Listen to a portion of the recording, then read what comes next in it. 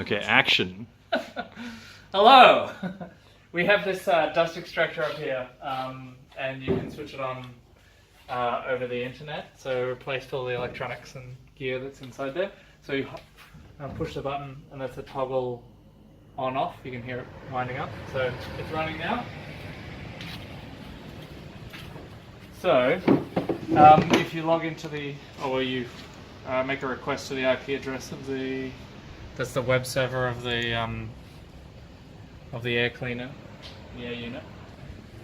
So in this case, everything's backwards, so on is off and off is on, but we'll fix that. So you make a request to on, and you can hear that the dust extractor is going off. Wow.